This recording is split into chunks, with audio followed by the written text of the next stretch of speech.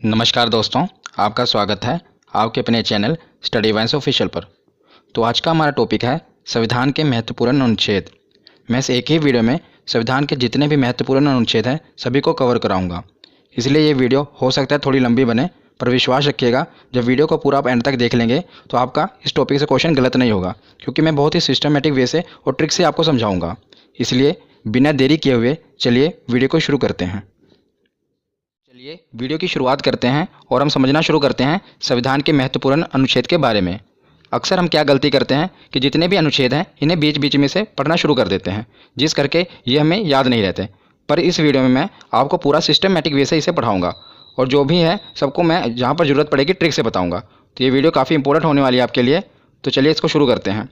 तो सबसे पहले हम जानते हैं कि संविधान में 22 भाग 395 अनुच्छेद और 12 अनुसूचियाँ हैं। ये पहले मैंने आपको बता दिया। इससे पहले मैंने इसकी 2 वीडियो अपलोड कर दी हैं पॉलिटी की। अगर आपने नहीं देखी तो उस वीडियो को भी जरूर देख लेना।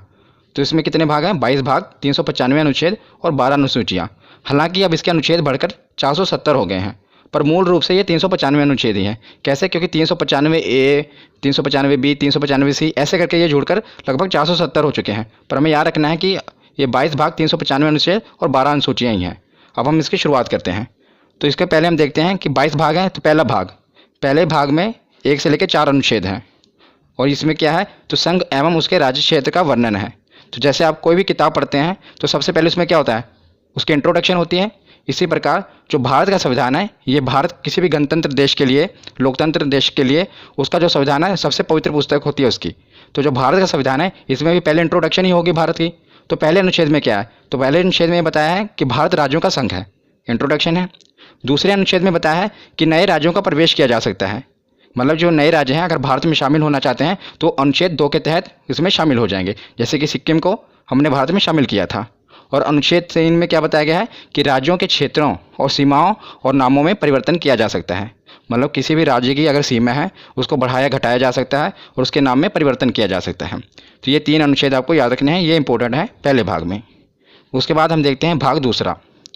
तो भाग दूसरा में 5 से लेकर 11 अनुच्छेद हैं, जिसमें नागरिकता का वर्णन है। बहुत ही इंपॉर्टेंट है, काफ़ी बार पूछा गया है कि नागरिकता का वर्णन किस में है। तो ऑप्शन में ऐसे दिया होता है कि 5 से लेकर 11 अनुच्छेद, 11 से लेकर 16 अनुच्छेद। तो आपको कैसे पता चलेगा कि कौन सा अनुच्छेद है? तो इसे याद करने की बहुत ही अच्छी ट्रिक है। तो इसे आपको कैसे याद रखना है? इसकी ट्रिक है नागपंचमी। नागपंचमी से आप याद रख सकते हैं कि 5 से लेकर 11 अनुच्छेद तक नागरिकता का वर्णन है। कैसे? तो देखिए, नागपंचमी का नाग यानी कि नागरिकता का वर्णन, और पंचमी, तो पंचमी मतलब कि 5 अनुच्छेद से ये शुरू है। 5वें अनुच्छेद से शुरू है ना नागरिकता का वर्णन, 5 से लेकर 11 तक। तो नागपंचमी से आप इसे याद रख सकते हैं कि नागपंचमी जब भी आपके दिमाग में आए तो नागरिकता का नाग और पंचमी मतलब कि 5 से शुरुआत हुई है। उसके बाद हम देखते हैं भाग तीसरा। तो भाग तीसरे में 12 से लेकर 35 अनुच्छेद तक है और इसमें मौलिक अधिकार यानी कि फंडामेंटल राइट्स का वर्णन है।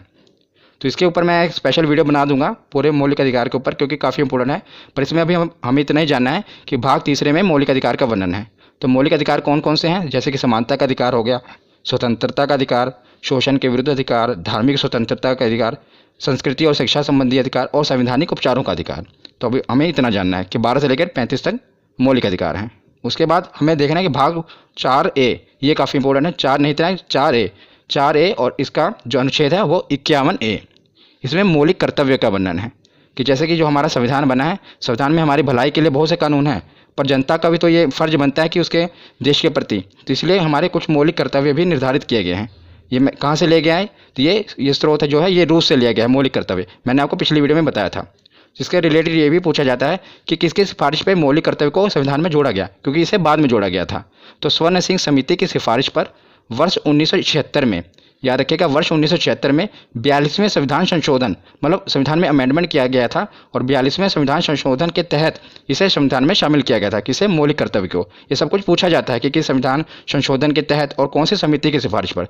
तो स्वर्ण सिंह समिति थी और 42वां संविधान संशोधन था।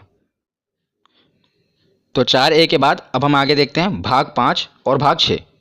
इसको साथ ही साथ याद करेंगे, क्योंकि साथ ही साथ इसको आप याद करोगे तो बहुत ही आसानी से याद हो जाएगा। मैं ट्रिक से आपको बताऊंगा। तो भाग 5 में है 52 से लेकर 151 अनुच्छेद और भाग 6 में है 152 से लेकर 237 अनुच्छेद। ये आपको नहीं भी पता होगा तो काम चल जाएगा, क्योंकि मेन क्या पूछा जाता है मैं आगे आपको बताता हूँ। तो भाग 5 में मेनली है राष्ट्रपति के बारे में बताया गया है और भाग 6 में राज्यपाल, क्योंकि दोनों एक ही जैसे हैं केंद्र में जो भूमिका राष्ट्रपति की होती है वही किसी भी राज्य में भूमिका राज्यपाल की होती है। इसलिए मैं इसको साथ साथ कवर कर रहा हूँ, क्योंकि इस तरह आप पढ़ेंगे तो आपको ज़्यादा देर तक याद रहेगा। तो राष्ट्रपति का सबसे ज़्यादा इंपॉर्टेंट अनुच्छेद 52, इतनी बार एग्जाम में पूछा गया, हर बार शिफ्ट में पूछा ही जाता है कि राष्ट्रपति का पद किस अनुच्छेद में वर्णन है, तो अनुच्छेद 52 में। तो इसको आप याद कैसे करेंगे, तो मैं इसको आपको याद करने का तरीका बताता हूँ। तो इसको याद करने की एक ट्रिक है, देखिए अगर आप कोई चीज़ इमेज से याद करते हैं ना तो वो आपके माइंड में ज़्यादा देर तक रहती है, सबकॉन्शियस माइंड में आपके बैठ जाती है और वो चीज़ आप ज़्यादा देर तक याद रख सकते हैं। इसलिए मैं आपको इसे इमेज से याद कराऊंगा। तो आप देख रहे हैं ना अनुच्छेद 52 है, इसी डिजिट से हमें याद होगा राष्ट्रपति पद के बारे में। देखिए जो ये 2 देख रहे हैं ना, ये अब दो ऐसा लग रहा है जैसे किसी के आगे झुका हुआ है, गिड़गिड़ा रहा है। आगे आप देख रहे हैं ये 5 मतलब राष्ट्रपति। जब भी आपके दिमाग, क्योंकि जब भी आपको ये आएगा ना तो ऑप्शन ऐसे आएगा 52, ऑप्शन 53, 54, मतलब 7 वाले आएंगे और आपसे पूछा जाएगा कि राष्ट्रपति पद का वर्णन किस में है। तो आपको देखते ही पता लगना जाना चाहिए कि जो इसके आगे जो 2 है वो आपको ऐसा लग रहा है ना कि झुका हुआ है। और आपको पता है राष्ट्रपति के हाथ में बहुत पावर होती है, वो चाहे तो किसी की फांसी की सजा भी माफ़ कर सकता है।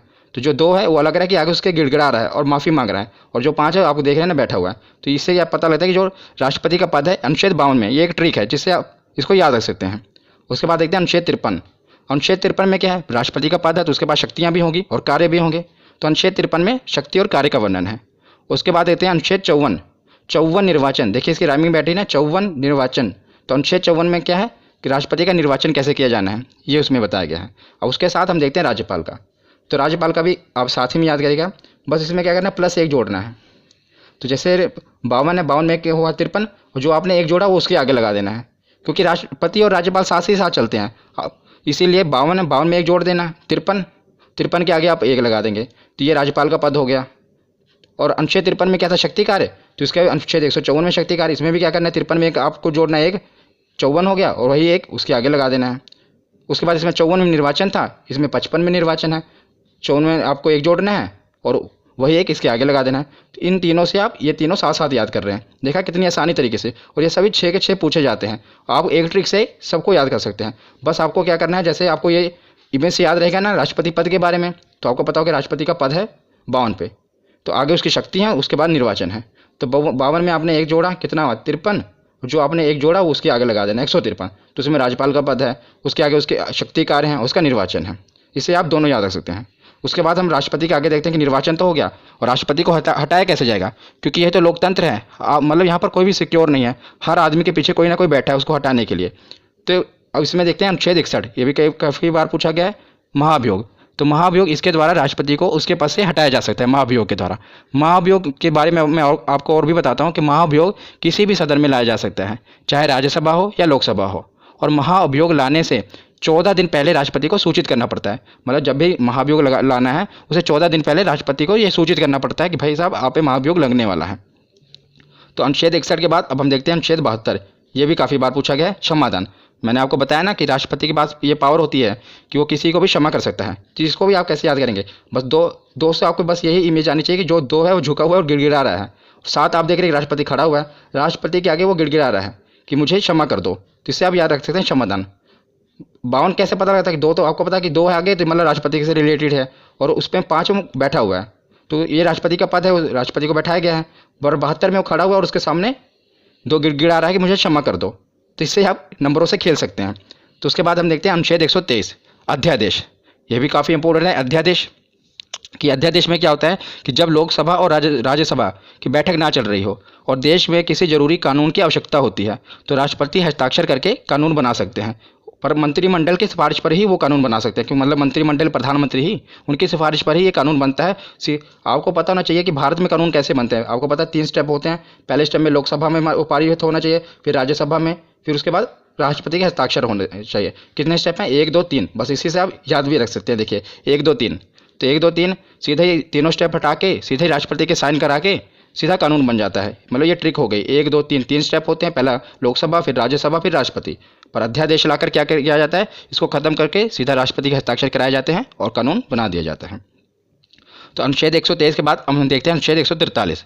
तो अनुच्छेद 143 में क्या है कि राष्ट्रपति को अगर कानूनी सलाह की आवश्यकता होती है तो वो सीधा सुप्रीम कोर्ट से सलाह ले सकता है। पर आपको यह भी याद रखना है कि ये क्वेश्चन पूछा गया है कि अगर वो सलाह देते हैं तो क्या वो मानने के लिए बाध्य है राष्ट्रपति। तो आपको ये याद रखना है कि वो बाध्य नहीं है, वो मतलब सुझाव ले सकते हैं, पर ये नहीं है अगर उन्होंने कोई सजेशन दे दी सुप्रीम कोर्ट ने तो राष्ट्रपति उस पर बाध्य नहीं है, वो चाहे तो माने या चाहे तो ना माने। तो आपको याद रखना है 143। ये सभी मैं आपको राष्ट्रपति के रिलेटेड बता रहा हूँ, इसलिए मैंने एक हेडिंग में सारे कवर कर दिए कि जो भी राष्ट्रपति से रिलेटेड है और ये राज्यपाल वाले। उसके बाद हम देखते हैं उपराष्ट्रपति, राष्ट्रपति, उपराष्ट्रपति। तो उपराष्ट्रपति का वर्णन है अनुच्छेद 63 में। किसमें? अनुच्छेद 63 में।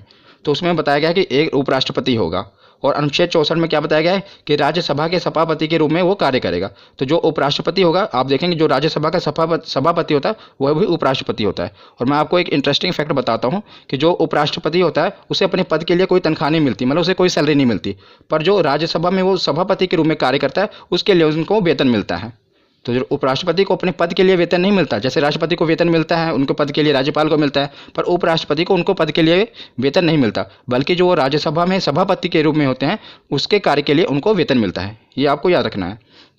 तो हमने राज्यपाल देख लिए, राष्ट्रपति देख लिए, अब हम देखेंगे प्रधानमंत्री और मुख्यमंत्री। ये साथ साथ हम कवर कर रहे हैं। यही होता है कि सिस्टमेटिक वे से पढ़ना, जिससे आप अनुच्छेदों को काफ़ी ज़्यादा देर तक याद रख सकते हैं। तो हम देखते हैं प्रधानमंत्री। तो सबसे पहले हम देखते हैं अनुच्छेद 74, 75, 76, ये तीनों प्रधानमंत्री से रिलेटेड हैं। तो इसे आप याद कैसे रखेंगे? पहले तो आपको पता होना चाहिए कि जो प्रधानमंत्री होते हैं, अनुच्छेद 74 में जो मंत्रिमंडल होता है ये राष्ट्रपति की सहायता के लिए बनाया होता है, मतलब राष्ट्रपति की सहायता के लिए मंत्रिमंडल का गठन किया जाता है, पर जो इसके हेड होते हैं वो प्रधानमंत्री होते हैं। जैसा कि आपको पता है कि भारत में जो राष्ट्रपति हैं वो तो नाम मात्र मुखिया हैं, ज़्यादातर पावर किसके हाथ में है? तो प्रधानमंत्री के हाथ में है, पर राष्ट्रपति की सहायता के लिए मंत्रिमंडल का गठन किया जाता है और इसके हेड प्रधानमंत्री होते हैं। तो 74, 75 लगातार ही हैं। और 75 के बाद हम देखते हैं 76। 76 में महान्यायवादी। तो महान्यायवादी कौन होते हैं? तो राष्ट्रपति द्वारा महान्यायवादी की नियुक्ति की जाती है। महान्यायवादी एक विधि अधिकारी होता है, मतलब सीधे शब्दों में आपको बताऊं तो ये कानूनी विशेषज्ञ होते हैं जो भारत सरकार को कानूनी सलाह देते हैं। तो जैसे राष्ट्रपति सुप्रीम कोर्ट से सलाह लेते हैं, इसी प्रकार न्यायवादी होते हैं जिन्हें राष्ट्रपति नियुक्त करता है, पर जो सिफारिश होती है मंत्रिमंडल, मतलब प्रधानमंत्री की सिफारिश पर ही राष्ट्रपति नियुक्त करते हैं और ये कानूनी सलाह देते हैं प्रधानमंत्री को। तो तीनों आपको याद रखने हैं। सबसे पहले तो 74 में मंत्रिमंडल, 75 में प्रधानमंत्री उसके हेड, और 76 में कानूनी सलाह ले सकते हैं। उसी प्रकार जैसे प्रधानमंत्री है केंद्र के लिए, तो राज्य के लिए कौन होता है? मुख्यमंत्री, उसका मुखिया होता है। तो अनुच्छेद 163 में मंत्रिमंडल, सेम टू सेम। इसको याद करने की ट्रिक भी एक ही है। देखिए कैसे, जैसे मैंने आपको वहाँ पर राष्ट्रपति और राज्यपाल में क्या बताया था कि एक जोड़ना है, यहाँ पर एक एक घटाना है। जैसे 74 है, क्योंकि जो अगर आपको देखा जाए प्रधानमंत्री की पोस्ट बड़ी है, मुख्यमंत्री एक स्टेप उससे नीचे ही है। आपको याद करने के लिए बता रहा हूँ, ऐसे नीचे है ना, एक स्टेप नीचे, तो बस आपको एक स्टेप नीचे घटा देना है। जैसे 74 मंत्रिमंडल है, आपको दोनों में एक एक घटा देना है। 4 में से गया 3, 7, 1, 6, और जो एक घटा है आपको एक आगे लगा देना है, 163 आ गया। ऐसे आगे 75 में भी करना है तो 164 आ जाएगा, 76 में भी करोगे तो 165। मतलब इन तीनों से आप इन तीनों को याद कर सकते हैं। जैसे राष्ट्रपति के राज्यपाल याद कर लिया, प्रधानमंत्री का याद किया तो मुख्यमंत्री का याद कर लिया। तो तीनों साथ साथ ही हैं। मंत्रिमंडल इसमें 74 में है, अनुच्छेद 163 में मंत्रिमंडल है, इसमें 75 में प्रधानमंत्री हैं, तो 164 में मुख्यमंत्री हैं, और 76 में महान्यायवादी हैं, तो 165 में महाधिवक्ता। मुख्यमंत्री के लिए महाधिवक्ता होता है, जो काम मतलब कि महान्यायवादी प्रधानमंत्री के लिए करता है वही काम महाधिवक्ता मुख्यमंत्री के लिए करता है। और जो महाधिवक्ता है इनकी नियुक्ति कौन करेगा? तो जैसे वहाँ पर राष्ट्रपति करते हैं तो यहाँ पर राज्यपाल करेंगे। तो एक ही ट्रिक से आप इन 6 को याद कर सकते हैं। तो प्रधानमंत्री और मुख्यमंत्री तो हमने देख लिए। अब हम आते हैं संसद पर, क्योंकि कानून कहाँ पर बनेंगे? संसद में। तो ये तो आपको याद ही होगा क्योंकि काफ़ी इंपॉर्टेंट है, आपने याद किया ही होगा। संसद का जो वर्णन है अनुच्छेद 79 में है, 79, और उसके बाद 80 और 81 लगातार ही है, राज्यसभा और लोकसभा। तो कई बार क्या होता है हम इनके क्रम में मिस्टेक कर देते हैं, कई बार हम भूल जाते हैं कि 80 में लोकसभा आएगा या राज्यसभा आएगा। तो इसे याद करना बहुत ही सरल है और इसकी ट्रिक भी सरल है। सा से पहले संसद आएगा, रा से राज्यसभा, ला से लोकसभा, सरल। तो आप इसके क्रम को याद रख सकते हैं, पहले संसद आएगा, फिर राज्यसभा आएगा, फिर लोकसभा आएगा। ये तो केंद्र के लिए होगा। उसी प्रकार राज्य में भी है। तो जैसे केंद्र में बोला संसद है, उसी प्रकार राज्य में है विधानमंडल। मतलब राज्य में कोई कानून बनाना होता है तो विधानमंडल के तहत बनता है। तो विधानमंडल, और विधानमंडल में क्या होता है? विधानसभा और विधान परिषद। ज़्यादातर विधानसभाएं होती हैं और बस केवल 6 राज्य ही हैं जहाँ पर विधान परिषद है। मैं आपको बताऊँगा, ज़्यादातर हर जगह मतलब ज़्यादातर राज्यों में विधानसभा है। तो इसे आप याद कैसे करेंगे? जैसे हमने प्रधानमंत्री मुख्यमंत्री को किया, मतलब प्रधानमंत्री एक स्टेप ऊपर होता है, मुख्यमंत्री नीचे। उसी प्रकार केंद्र तो ऊपर है ना और राज्य नीचे। तो इसको भी ऐसे, मतलब टिक बता रहा हूँ आपको, तो इसको भी ऐसे ही घटाना है। 79 है, आपको एक एक घटा देना है। कितना? 9 में से गए 1, 8, और 7 में से गए 6, और जो एक घटा है एक आगे लगा देना है। तो 168, वहाँ पर संसद, यहाँ पर 168। एक ही ट्रिक से देखो आप सब याद कर रहे हैं, संसद का वर्णन और यहाँ पर विधानमंडल में।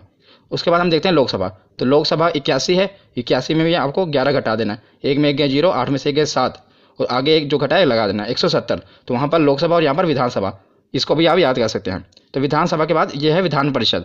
ये मतलब हर जगह नहीं है, सिर्फ केवल 6 राज्यों में है। तो 6 राज्यों में है। ये भी कई बार पूछ लिया जाता है कि बताओ कि विधान परिषद किन किन राज्यों में है। तो इसकी भी एक ट्रिक है, इसकी ट्रिक है टीबी, जुकाम। क्या? टीबी और जुकाम। इससे आप याद रख सकते हैं कि कहाँ कहाँ पर विधान परिषद है। टी से जैसे हो गया तेलंगाना, बी से हो गया बिहार, तेलंगाना और बिहार।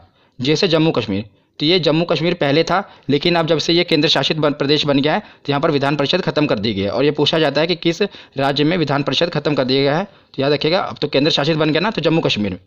तो ये आप ट्रिक है, इसलिए मैंने आपको पूरा बता दिया, पर आपको ये भी याद होना चाहिए कि जे अब खत्म हो चुका है। यू से उत्तर प्रदेश, के से कर्नाटक, ए से आंध्र प्रदेश और एम से महाराष्ट्र। आंध्र प्रदेश भी अब जो है अपनी विधानसभा में उसने ये प्रस्ताव पारित किया है कि हमारे यहाँ विधान परिषद को खत्म कर दिया जाए, पर अभी वर्तमान में खत्म नहीं हुई है। तो कि 6 राज्यों में अभी भी है, पहले तेलंगाना, बी से बिहार, जम्मू कश्मीर खत्म हो गया, तो 1 2, यू से उत्तर प्रदेश 3, के से कर्नाटक 4, ए से आंध्र प्रदेश 5 और एम से महाराष्ट्र 6। तो मैंने आपको विधान परिषद भी बता दिए क्योंकि ये भी पूछे जाते हैं। तो हमने संसद को भी कवर कर लिया ट्रिक से, और विधानमंडल, विधानसभा और विधान परिषद को भी कवर कर लिया। तो संसद के कुछ और भी अनुच्छेद हैं जो पूछे जाते हैं, मैंने साथ ही कवर कर दिए, उसे भी देख लेते हैं। तो हम आते हैं अनुच्छेद 100 पे। कई बार पूछा गया अनुच्छेद 100 में किसका वर्णन है? निर्णायक मत।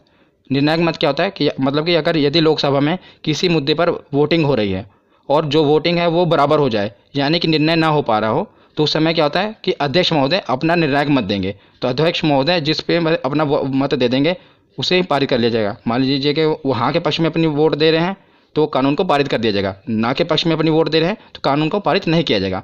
मतलब जबकि इसको याद रखना भी आसान है। देखिए 100 है ना, मतलब जब भी 50-50 बात आ जाए कि ना कानून का निर्णय ना हो पा रहा, 50-50 बात आ जाए, 50-50 होते हैं, तो एक वोट जो वहाँ पर अध्यक्ष महोदय हैं उनका निर्णायक मत माना जाएगा। तो अनुच्छेद 100 में निर्णायक मत का वर्णन है। 100 के बाद देखते हैं अनुच्छेद 108। तो अनुच्छेद 108 में संयुक्त अधिवेशन कब बुलाया जाता है मैं आपको बताता हूँ। मान लीजिए लोकसभा में कोई चीज़ पे बिल पर बहस चल रही है और कोई निर्णय नहीं लिया जा पा रहा है, तो क्या किया जाता है कि लोकसभा में बिल अटका पड़ा है और राज्यसभा में भी अभी पहुंचा नहीं, तो लोकसभा और राज्यसभा के दोनों की संयुक्त अधिवेशन बुलाया जाता है। ये राष्ट्रपति बुलाते हैं जब वो बहुत ही मतलब जरूरी हो कानून बनाना, तो लोकसभा और राज्यसभा दोनों को बुलाया जाता है, इसलिए संयुक्त अधिवेशन किसमें है? 108 में। उसके बाद देखते हैं अनुच्छेद 110 और अनुच्छेद 117 दोनों आपको याद रखना है। 110 में धन अधिवेशन और 117 में वित्त विधेयक। इसको धन विधेयक भी कहते हैं, धन विधेयक और वित्त विधेयक। ये काफ़ी कन्फ्यूजिंग है, धन विधेयक और वित्त विधेयक कई बार पूछे गए हैं। मतलब इसका पूछा क्या जाता है, इसकी डेफिनेशन पूछी जाती है, इसमें होता क्या है ये भी पूछा जाता है कि 10 में क्या है। पहले तो आप याद रखें 10 और धन। 110 में धन अधिवेशन और 117 में विधेयक, धन विधेयक और वित्त विधेयक। तो धन विधेयक क्या होता है, सरल भाषा में आपको बताता हूँ कि सरकार की धन लाने की प्रक्रिया को धन विधेयक कहते हैं। मतलब सरकार की धन जुटाने की प्रक्रिया को धन विधेयक कहते हैं और जुटाए हुए धन को विकास पर खर्च करने की प्रक्रिया को वित्त विधेयक कहते हैं। ये सरल शब्दों में है। और अब मैं आपको थोड़ा और इसको डिफाइन करूं तो जैसे आपको पता है विधेयक 2 प्रकार के होते हैं, धन विधेयक और वित्त विधेयक। धन विधेयक सबसे पहले लोकसभा में प्रस्तुत किया जाता है, ये आपको याद रखना है कि सबसे पहले से कहाँ प्रस्तुत किया जाता है, लोकसभा में प्रस्तुत किया जाता है। और धन विधेयक होता क्या है, जब सरकार को टैक्स से रिलेटेड कोई बिल लाना है, मतलब टैक्स को घटाना है बढ़ाना है, तो उसे धन विधेयक कहेंगे। और सरकार को बोरोइंग यानी कि कर्ज लेना है, तो जो बिल होगा, जो कर्ज लेने के लिए जो बिल पेश किया जाएगा उसे धन विधेयक कहेंगे। मतलब धन जुटाना ही है ना, बोरोइंग करना, कर्ज लेना है। और जो उस कर्ज लिए हुए धन को, मतलब जो भी सरकार ने धन जुटाया है उसको खर्चा करना है, पुल बनाना है, सड़कें बनानी है, तो वो वित्त विधेयक में होगा। तो याद रखिएगा धन विधेयक और वित्त विधेयक ये दोनों साथ साथ हैं। 110 में धन विधेयक है और 117 में वित्त विधेयक है। उसके बाद हम देखते हैं 112 बजट। 12 देखिए, इसको राइमिंग से आप याद सकते हैं, 12 बजट 2 बार बोलेंगे, याद रखेगा। अनुच्छेद 112 बजट। ये भी आपको बजट पता ही होगा कि एक साल का पूरा मतलब जो लेखा जोखा होता है सरकार की, यहाँ पर खर्च करेगी, कहाँ से इनकम आएगी, सब बजट में पेश किया जाता है। मतलब उसमें और 112 के बाद है अनुच्छेद 116। तो जब सरकार बजट पेश करती है तो कई कुछ खर्चे उसमें रह जाते हैं, जो कुछ खर्चों का वर्णन है फिर सरकार बाद में क्या कहते हैं, ये तो नहीं करेगी, बाद में 1 साल के बाद फिर बजट आएगा तब पेश करेगी। बीच में ही बजट से नहीं होता, उसके बीच में ही अलग से बिल के रूप में लाकर संक्षेप में एक बिल पास करा लिया जाता है, जिसे लेखानुदान कहते हैं। तो इस पहले बजट पेश होगा, बजट में अगर मतलब कुछ रह गया, कुछ खर्चे का वर्णन नहीं है, तो लेखानुदान में अनुच्छेद 116। तो आपको ये याद रखना है। उसके बाद हम देखते हैं, अब हमने प्रधानमंत्री, मुख्यमंत्री, राज्यपाल, उपराज्यपाल सब कवर कर लिए। अब हम आते हैं सुप्रीम कोर्ट, हाई कोर्ट पर। संसद भी हो गया कवर। इस प्रकार आपको पढ़ते जाना क्रम वाइज, इससे आपको याद रहेंगे। अब सुप्रीम कोर्ट और हाई कोर्ट को देखते हैं। तो 124 में सुप्रीम कोर्ट का गठन होगा और 131 में सुप्रीम कोर्ट के अधिकार हैं। तो 124 में क्या है, सुप्रीम कोर्ट का गठन होगा भारत में, और 131 में सुप्रीम कोर्ट के अधिकार हैं, और 148 में CAG की नियुक्ति। तीनों आपको याद रखने हैं, तीनों सुप्रीम कोर्ट से रिलेटेड मैंने पहले उठाए हैं। 124, 131 और 148। पहले सुप्रीम कोर्ट का गठन होगा। 131 में बताया कि सुप्रीम कोर्ट की क्या पावर है, कहाँ कहाँ उसका अधिकार क्षेत्र है। और 148 में है कि क्या की नियुक्ति। तो क्या क्या होता है, क्या की फुल फॉर्म है कंट्रोलर एंड ऑडिटर जनरल, और इसकी नियुक्ति भी राष्ट्रपति द्वारा ही की जाती है। इनका काम क्या है कि सरकार द्वारा जो भी खर्चा किया गया, व्यय किया गया है, उसका लेखा जोखा करना है कि सरकार ने जो खर्चा किया, जो घोटाले वगैरह होते हैं कहाँ से पता चलते हैं, वो कैग की रिपोर्ट से ही पता चलता है। जैसे 2G घोटाला होगा, जो भी घोटाले, स्पेक्ट्रम घोटाला हुआ, ये कैग ही रिपोर्ट अपनी पेश करती है, उसी द्वारा ये सब उजागर होता है कि कहाँ पर कितना घोटाला हुआ। तो और इस समय अगर मैं आपसे पूछूं कि क्या कौन है, हमारे कंट्रोलर और ऑडिटर जनरल कौन है, तो गिरीश चंद्र मुर्मू जी हैं क्या, ये भी याद रखना। उसके बाद हम देखते हैं, हमने सुप्रीम कोर्ट देख लिया, 1, 2, 4 और 2, 1, 4 हाई कोर्ट है, 1, 2, 4 सुप्रीम कोर्ट है और 2, 1, 4 ऐसे आप पढ़ेंगे तो याद रहेगा। 2-3 बार वीडियो को देख लेना, आपको पूरा कभी भूलेगा नहीं। तो अनुच्छेद 2, 1, 4 क्या है कि इसमें बताया गया कि राज्य में एक हाई कोर्ट जरूर होगा। और अनुच्छेद 2, 1, 6 में बताया गया है कि हाई कोर्ट का गठन करना है। पहले बताया कि राज्यों के लिए हाई कोर्ट होगा, और इसमें 216 में क्या है कि हाई कोर्ट का गठन करना है, कैसे होगा वो बताया गया है। तो हमने सुप्रीम कोर्ट और हाई कोर्ट देख लिया। अब हम देखते हैं, एक मैंने हेड बनाया केंद्र राज्य संबंध। इसमें जितने भी अनुच्छेद हैं ये काफ़ी इंपॉर्टेंट हैं, ये अलग से पूछे जाते हैं। आपको पहले 2-2 करके याद रखना है, 249, 250। तो 249 में क्या है कि राज्य सूची विषय पर कानून बनाने की शक्ति। तो राज्य सूची विषय क्या होता है, मैं आपको बताता हूँ कि राज्य सूची मतलब है कि वह विषय जिस पर राज्य कानून बनाता है। राज्य सूची विषय, कुछ विषय होते हैं ना जिस पर सिर्फ राज्य कानून बना सकता है, कुछ पर सिर्फ केंद्र कानून बना सकता है। पर जो राज्य सूची विषय है इसमें सिर्फ राज्य कानून बनाता है, पर और मतलब कि विधानमंडल में कानून बनता है, वहाँ यहाँ केंद्र द्वारा बनाया गया संसद में बनता है, और मतलब राज्य का विधानमंडल में बनता है। पर कुछ विषय हैं जिस पर संसद भी कानून बना सकती है, उसे अनुच्छेद 249 में रखा गया है कि जो कुछ विषय हैं जिस पर क्या है केंद्र भी कानून बना सकते हैं। और 250 में क्या है कि आपातकाल के दौरान, जब आपातकाल इमरजेंसी लग जाए, उस दौरान भी राज्य सूची के कुछ विषयों पर कानून बनाने की शक्ति केंद्र के पास है। तो दोनों याद रखेगा, 249 और 250। 250 में आपातकाल के दौरान और 249 मतलब नॉर्मल टाइम पे। उसके बाद देखते हैं 262। कई बार ये पूछा गया है, नदी जल विवाद। नदी जल विवाद का वर्णन किसमें, 262। कई बार आप देखते हैं ना कि दो राज्यों के बीच में नदी के जल पर विवाद हो जाता है। जैसे कि अब कोई भी नदी है, वो एक ये तो नहीं देखेगी कि यूपी यहीं पर रुक जाएगी, वो आगे भी दूसरे राज्य में जाती है ना, तो उसके पानी के लिए विवाद हो जाता है कि कितना पानी। तो एक राज्य मान लो बांध बना लेता है, वो पानी रोक लेता है, तो दूसरा राज्य विवाद खड़ा कर देता है कि हमें पानी प्रॉपर नहीं मिल रहा। तो ये नदी जल विवाद का निपटारा किस में होता है, तो इसका 262 में वर्णन किया गया है। कौन सा अनुच्छेद है, 262। और 262 और 263 आपको साथ में याद रखने हैं। 263 में क्या, अंतर्राज्यीय परिषद, मतलब अंतर्राज्यीय विवाद इसमें है कि दो राज्यों के बीच कोई विवाद हो जाए तो उसे कैसे सुलझाना है, और उस पर संसद कानून बना सकती है। याद रखना, इसमें भी संसद कानून बना सकती है। तो 262 में नदी जल विवाद है और 263 में अंतर्राज्यीय परिषद है। उसके बाद आते हैं 280, ये भी काफ़ी इंपॉर्टेंट है, वित्त आयोग। तो 280 में क्या है, वित्त आयोग है। तो वित्त आयोग का काम क्या है, केंद्र और राज्यों के बीच जो कर का वितरण करना है, जो टैक्स है उसका वितरण करना है केंद्र और राज्य के बीच में। इसमें 15वां वित्त आयोग चल रहा है, याद रखिएगा। और जो 15वें वित्त आयोग है, इसके अध्यक्ष कौन है, तो इसके अध्यक्ष हैं NK सिंह। इंपॉर्टेंट है, याद रखिएगा। जो वित्त आयोग है इसके अध्यक्ष कौन है, तो NK सिंह है, और 15वां वित्त आयोग है। उसके बाद हम चलते हैं 312। तो 312 अनुच्छेद में क्या है, आर्टिकल में अखिल भारतीय सेवा। अखिल भारतीय सेवा के दिन क्या क्या आता है, आपको पता होगा, 3 चीज़ें आती हैं, एक IAS, एक IPS और एक IAFS। और ज़्यादा जोर देना IAFS पे, क्योंकि यहीं पर आपसे गलती होगी। क्या गलती होगी, क्वेश्चन ये आया था कि अखिल भारतीय सेवा में निम्नलिखित कौन सी सेवाएं आती हैं। तो आपको 4 ऑप्शन दिए हैं, एक IAS, एक IPS, एक IAFS, और IAFS 2 बार दिया होगा, मतलब फुल फॉर्म दी होगी। एक IAFS की फुल फॉर्म होती है इंडियन फॉरेस्ट सर्विस, और एक होती है इंडियन फॉरेन सर्विस। तो याद रखिएगा, जो ये वाला IAFS है उसमें है इंडियन फॉरेस्ट सर्विस, कौन सा, वन विभाग वाला। तो यह बहुत इंपॉर्टेंट है, क्वेश्चन भी पूछा गया, इसलिए मैं आपको बता रहा हूँ कि जो अखिल भारतीय सेवा में ये जो IAFS आ रहा है, ये इंडियन फॉरेस्ट सर्विस वाला है, ना कि फॉरेन सर्विस वाला, ये आप याद रखिएगा। उसके बाद आते हैं 315। तो संघ एवं राज्य के लिए लोक सेवा आयोग, मतलब कि जो UPSC के एग्जाम होते हैं, आपको पता नहीं UPSC का वर्णन किस में है, 315 में। राज्य संघ के लिए मतलब केंद्र के लिए, और राज्य के लिए PCS, कई राज्यों में इसका PSC भी कहा जाता है और PCS। तो इसका वर्णन कहाँ पर है, अनुच्छेद 315 में। 312 में अखिल भारतीय सेवा, जिसमें 3 सेवाएं आती हैं, और 315 में UPSC का। तो केंद्र और राज्य के बाद अब हम आते हैं, हमने संसद भी देख लिया, प्रधानमंत्री, मुख्यमंत्री सब कुछ हो गए। अब आते हैं निर्वाचन में, मतलब चुनाव भी तो होने जरूरी है, तभी तो ये सब चुने जाएंगे। तो निर्वाचन आयोग, तो अनुच्छेद 324 के तहत निर्वाचन आयोग का गठन किया गया, इलेक्शन कमीशन का, किसके तहत, 324। तो उसके बाद आते हैं राजभाषा, और अनुच्छेद 343 के तहत हिंदी हमारी राज्य भाषा है। याद रखिएगा, राज्य भाषा कहा है मैंने, राष्ट्रभाषा नहीं। अनुच्छेद 343 के तहत हिंदी जो हमारी है राजभाषा है। और कौन सी लिपि, तो देवनागरी लिपि है। उसके बाद ये है सबसे मोस्ट इंपॉर्टेंट, आपातकाल। हर बार पूछे जाते हैं एग्जाम में, और तीनों याद करने भी बहुत ही सरल हैं। 352, उसमें 4 जोड़ा 356, उसमें 4 जोड़ा 360, 52 4 56 4 60। तो 352 में क्या है, राष्ट्रीय आपातकाल। तो 352 में क्या है, राष्ट्रीय आपातकाल। जब देश में राष्ट्रीय आपातकाल कब लगता है, जब देश में दूसरे देश से युद्ध हो जाए और या कोई आंतरिक विद्रोह हो जाए, पूरे अपने भारत में देश में आंतरिक विद्रोह बड़े पैमाने पर हो जाए, तब राष्ट्रीय आपातकाल लगा दिया जाता है। इंदिरा गांधी के समय भी लगा था, इमरजेंसी लगी थी ना। तो जब देश में दूसरे देश से या तो युद्ध हो रहा हो, जैसे चाइना के साथ युद्ध हो, उस समय इमरजेंसी लगी थी, या पूरा आंतरिक विद्रोह हो गया हो बड़े पैमाने पर, तब राष्ट्रीय आपातकाल लगता है। और 352 के बाद 356 में क्या है, राष्ट्रपति शासन। जब किसी राज्य की मतलब संसदीय व्यवस्था पूरी तरह खत्म हो जाए तो वहाँ पर राष्ट्रपति शासन लग जाता है। और किसी राज्य की सरकार भी गिर जाए और जब तक चुनाव ना, तब भी आपको पता है राष्ट्रपति शासन लगा दिया जाता है। तो 52 में राष्ट्रीय आपातकाल पूरे भारत में, और 56 में राष्ट्रपति शासन। और 56 के बाद आता है 360, वित्तीय आपातकाल। तो वित्तीय आपातकाल क्या है, जब देश की इकोनॉमिकल कंडीशन, आर्थिक जो व्यवस्था है बहुत ख़राब हो जाए, तब वित्तीय आपातकाल लग जाता है। पर याद रखिएगा, अभी तक भारत में एक बार भी वित्तीय आपातकाल नहीं लगा है। तो आपसे एक क्वेश्चन पूछा जा सकता है कि बताइए कि निम्नलिखित में से कौन सा आपातकाल अभी तक नहीं लगा है। तो याद रखिएगा 360 में जो है वित्तीय आपातकाल भारत में अभी तक नहीं लगा है। राष्ट्रपति शासन तो बहुत बार लग चुका है और राष्ट्रीय आपातकाल भी लग चुका है, लेकिन अभी तक वित्तीय आपातकाल नहीं लगा है।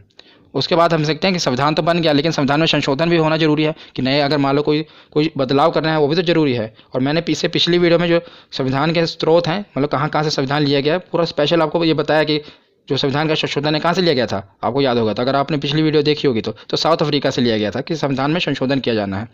तो आपने अगर वो वीडियो नहीं देखी तो देख लेना। तो अनुच्छेद 368 में है कि संविधान में संशोधन किया जा सकता है। इसका वर्णन किस में है, अनुच्छेद 368, 326 628 368 में। अब कुछ लास्ट बच्चे हैं, अन्य महत्वपूर्ण है, इससे भी हम पढ़ लेते हैं क्योंकि बाकी सब हेड के अंदर थे। मैंने राष्ट्रपति के अंदर कुछ था, कुछ मुख्यमंत्री के, ये कुछ बचे हुए थे और ये पूछे गए, इसलिए मैंने इसे अलग से कवर कर लिया। बस लास्ट ही है। तो अनुच्छेद 17 में है अस्पृश्यता का अंत, मतलब कि छुआछूत का अंत। ये किसमें है, अनुच्छेद 17 में, आर्टिकल 17। उसके बाद आता है अनुच्छेद 29। तो 29 में क्या है, अल्पसंख्यक हितों का संरक्षण। काफ़ी बार पूछा गया है कि प्रोटेक्शन ऑफ माइनॉरिटी, अल्पसंख्यक हितों का संरक्षण किस में है, तो अनुच्छेद 29 में है। तो इसे आप कैसे याद रख सकते हैं, बस उन्हीं नंबरों से खेलिए। 29 धोगी में तो मैंने आपके दिमाग में फिट कर दी, क्या है कि आदमी गिड़गिड़ा रहा है, झुका हुआ है। देखिए, जब तक अल्पसंख्यक थे पहले उनके लिए कोई कानून नहीं था, बेचारे झुके हुए थे। तो जैसे उनके लिए कानून आया वो खड़े हो गए थे। नो क्या बता रहा है आपको कि वो पूरा एकदम सीना तान के खड़ा है, पहले गिड़गिड़ा रहे थे। तो ये इससे मतलब अनुच्छेद जो 29 है अल्पसंख्यक के हितों का संरक्षण करने के लिए है। नंबर से आप खेलिए, इससे आपको याद रहेगा। 29 के बाद देखते हैं अनुच्छेद 40। 40 में क्या है कि पंचायत राज प्रणाली, इसका वर्णन अनुच्छेद 40 में है। अब लास्ट में देखते हैं अनुच्छेद 32, मोस्ट इंपोर्टेंट है। क्यों इंपोर्टेंट है मैं आपको बताता हूँ। अनुच्छेद 32 के पहले ये जान लेते हैं। तो संवैधानिक उपचारों का अधिकार, और इसे heart and soul of Indian constitution भी कहा जाता है। Heart and soul of Indian constitution इसे क्यों कहा जाता है, तो अनुच्छेद 32 में ये कहा गया है, अगर किसी भी आदमी का, चाहे आम आदमी हो, और उसके अगर फंडामेंटल राइट्स यानी कि मौलिक अधिकारों का हनन हो रहा हो, तो सीधा इसके लिए वो केस सुप्रीम कोर्ट में फाइल कर सकता है। तो इसके खिलाफ मतलब केस में कहाँ, डायरेक्ट सुप्रीम कोर्ट में जा सकता है अगर उसके मौलिक अधिकारों का हनन हो रहा हो। इसलिए इसे heart and soul of Indian constitution कहा गया है। किसे, आर्टिकल 32। तो ये वीडियो आज यहीं पर ख़त्म होती है। कैसी लगी आपको ये वीडियो, कमेंट सेक्शन में जरूर बताना। धन्यवाद।